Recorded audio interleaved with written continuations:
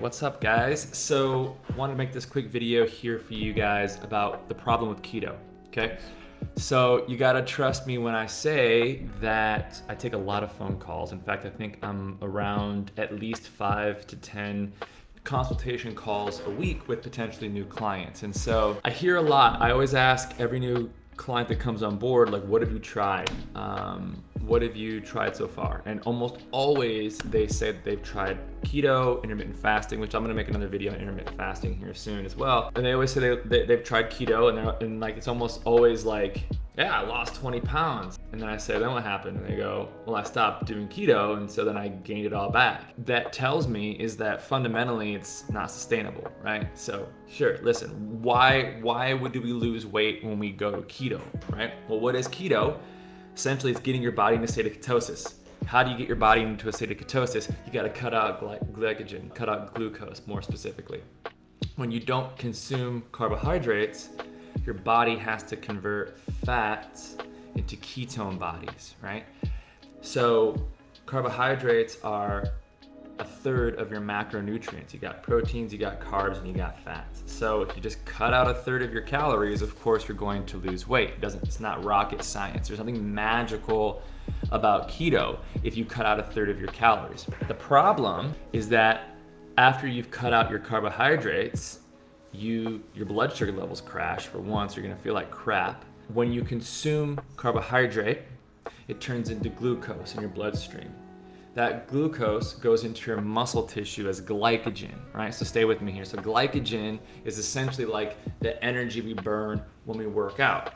So if you stop eating carbohydrates, you stop getting glucose in your bloodstream, well, guess what's gonna happen to all the glycogen in your muscles if it doesn't get replenished? It's going to drain. You're going to lose all the glycogen in your muscle, and that's going to account for at least 5 to 10 pounds of weight. So when people say, yeah, I went keto and I lost like 10 pounds in the first week, it's because you just lost all the glycogen in your muscle. You just dropped a ton of water weight, right? Like you didn't actually burn 10 pounds of fat in a week. Like nobody's burning 10 pounds of body fat in a week. So you feel like crap, you feel weak, you feel deflated. People can hunker down and stay strong for, 4, 6, 8, 12 weeks maybe, but eventually most people stop. Very few people are like lifelong keto people, right? Like maybe you'll get the blowhards or the evangelists who are like super gung-ho about it, but for the most part, most people can stay with keto for like a couple of months before they just go, forget it, I can't do it anymore. And so they go back to eating carbohydrates. And guess what happens? All that glycogen that your body had just drained gets replenished now, and you gain all the weight back that you had lost in that month or two that you were off keto, right? So that's point A, right? So typically you just lose a bunch of glycogen and water weight when you stop eating carbohydrate, and then as soon as you reintroduce carbohydrates, your body just replenishes the glycogen and the water weight, and so you gain the 5 to 10 pounds that you had lost in that first month or two. So that's point A. Point B, the reason why I think keto just fundamentally is a flawed system is because I think people are under this belief that there's something magical about not eating carbohydrates, or I should say the other side of that coin is there's something dangerous about eating carbohydrates, and that's just simply not true, right? Like carbohydrates are incredibly important.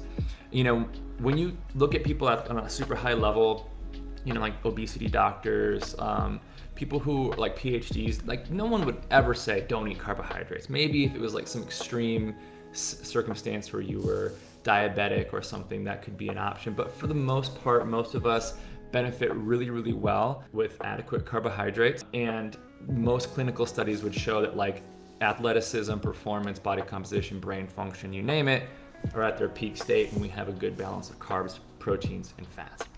So I think people just think that there's something inherently wrong with carbohydrates when there's not. It just so happens that it's just easy to overconsume them, but there's nothing inherently bad about them. It's just a question of how much. And so if you're overdoing it, then yeah, you can gain weight from carbohydrates because it's easy to just sit there and plow through a bag of chips, because they're delicious.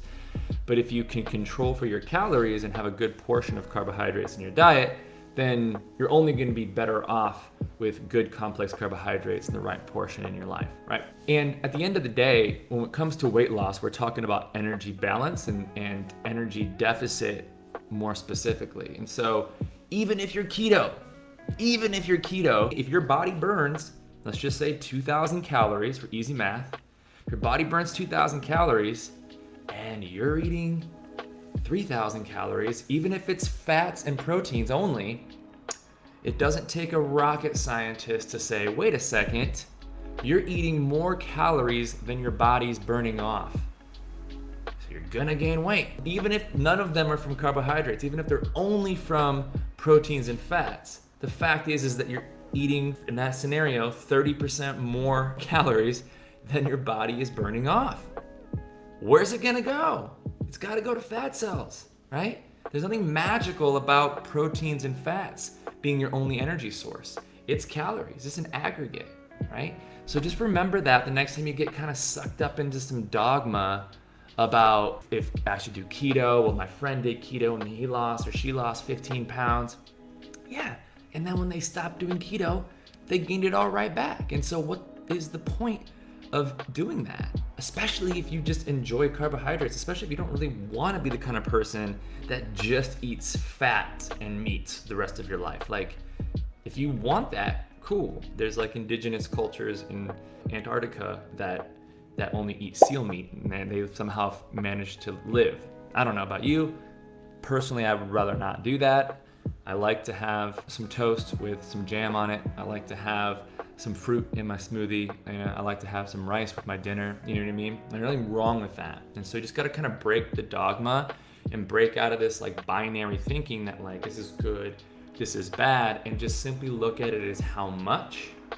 And if you can get your numbers right, Let's say maybe your carbohydrates are anywhere from like 30 to 50% of your calories for the day, but you've portioned it out, you're eating under your metabolic rate, you have a good balance of protein, carbs, and fats, you're gonna lose just as much weight, but the difference is you're gonna be able to do it in a way that's sustainable for you long term, so you're not, constantly struggling with this vicious cycle of like losing 20 pounds because you starve yourself or cut out carbohydrates, and then gaining it all back as soon as you quote unquote eat normal again. So if you wanna break that vicious cycle, you really just gotta look at it as an energy balance, right? As an aggregate, okay? So if I burn this much, I just need to eat this much. And if I can just eat this much and then break that into even portions of protein, carbs, and fats, it's gonna be much more sustainable for you long term. And you're gonna get the results that you ultimately want in a way that's not going to make you feel deprived, depleted, restricted, and miserable fundamentally, right? So you guys go. That's my problem with keto, and I will make another video on intermittent fasting. Can work for some and doesn't work for most. I'll tell you guys why in a future video. So stay tuned. Have a good week. See you guys there.